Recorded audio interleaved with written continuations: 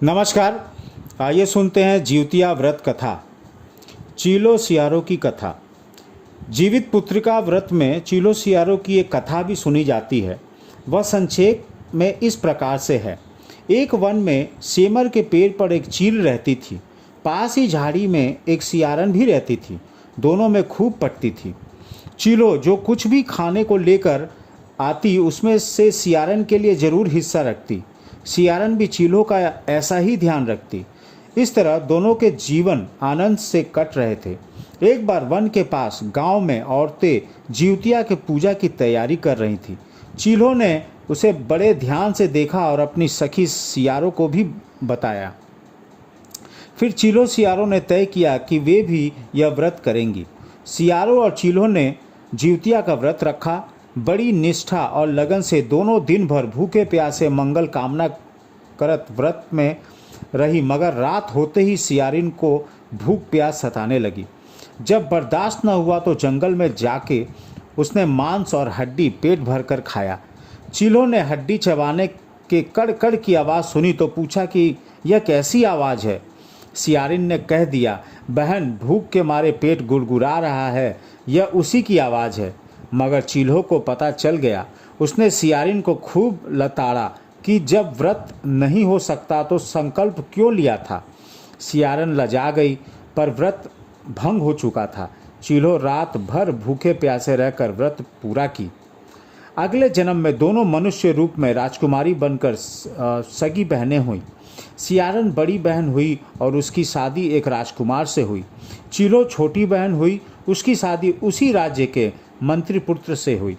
बाद में दोनों राजा और मंत्री बने। सियारिन रानी के जो भी बच्चे होते वे मर जाते, जबकि चील्हों के बच्चे स्वस्थ और हट्टे कट्टे रहते। इससे उसे जलन होती। उसने कभी उसका सर कटवा कर डब्बे में बंद करा दिया, पर वह शीश मिठाई बन जाती और बच्चों का बाल तक बाका न होता। बार बार उसने अपनी बहन के बच्चों और उसके पति को मारने की प्रयास भी किया, पर सफल न हुई। आखिरकार दैव योग से उसे भूल का आभास हुआ। उसने क्षमा मांगी और बहन के बताने पर जीवित पुत्रिका व्रत विधि विधान से किया, जो उसके पुत्र भी जीवित रहें। अब मैं आप लोग को और एक दूसरी कथा है, मैं वो भी आपको सुनाता हूँ।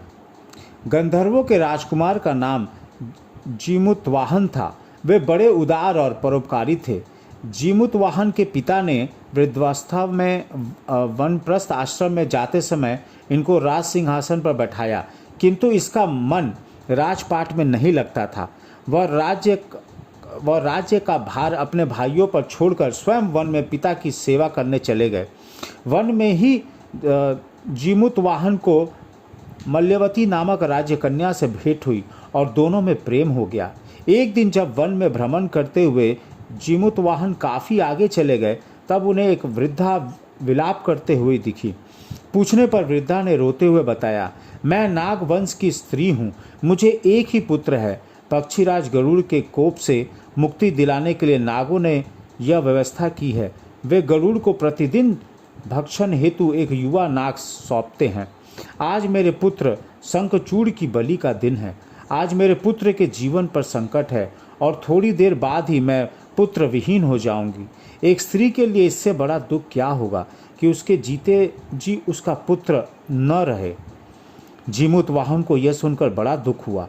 उन्होंने उस वृद्धा को आश्वस्त करते हुए कहा, डरो मत, मैं तुम्हारे पुत्र के प्राणों की रक्षा करूंगा। आज उसके स्थान पर स्वयं मैं अपने आप को उसके लाल कपड़े में ढककर वध्यशिला पर लेटूंगा, ताकि गरुड़ मुझे खा जाए पर तुम्हारा पुत्र बच जाए।